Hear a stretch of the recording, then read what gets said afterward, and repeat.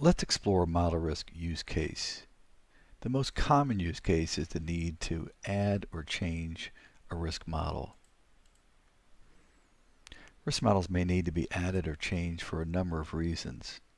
Whenever new security types are added to a portfolio, whenever you want to fine-tune a model configuration, or when new models are released that are more suitable for your holdings. The new bank loan model, for example. Adding or changing models can be challenging for a number of reasons. The steep learning curve of new schemas, sourcing and joining input file data to the schema fields, creating a well-formatted output file, validation, testing, or development required before a new model shows up in a risk report. Together, these create many opportunities to make mistakes and introduce errors that ultimately cause model risk. The Red Swan map editor solution is designed to mitigate model risk by removing steps where errors commonly occur. No development is required. All model schemas are preloaded and updated. Mapping rule validation is included. Output files are automatically translated into RML. Model mapping rules are fully documented. And the RiskMetrics model resources are at your fingertips. Let's take a closer look. Adding a new model is very simple. All of the RiskMetrics models are available at your fingertips. You simply scroll down a list of RiskMetrics model type names, selecting the one you want. Here's the bank loan. We'll give it a name. Your name appears here, also in this drop-down list. The schema names are here. The field names are here.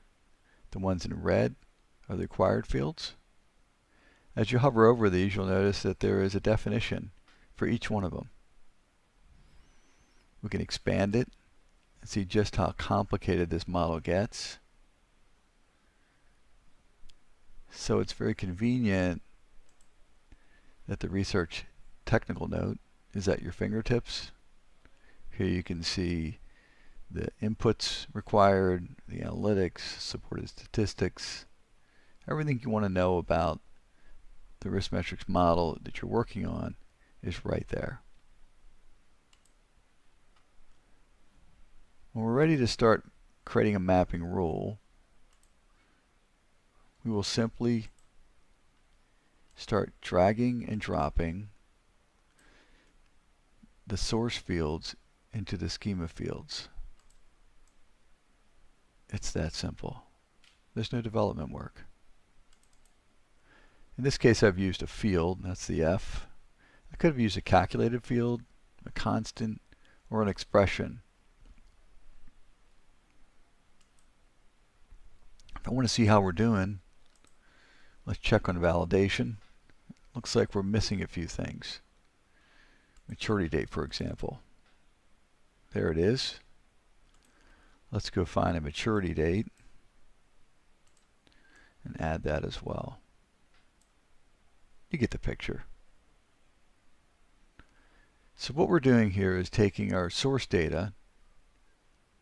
Here it is. You can see the actual information down below. All these field names, actual data is being mapped to the schema fields to produce a map file. Then we automatically translate that into the appropriate RML output file that can be loaded directly into Risk Manager. And there you have the use case for adding new model types using the Red Swan map editor.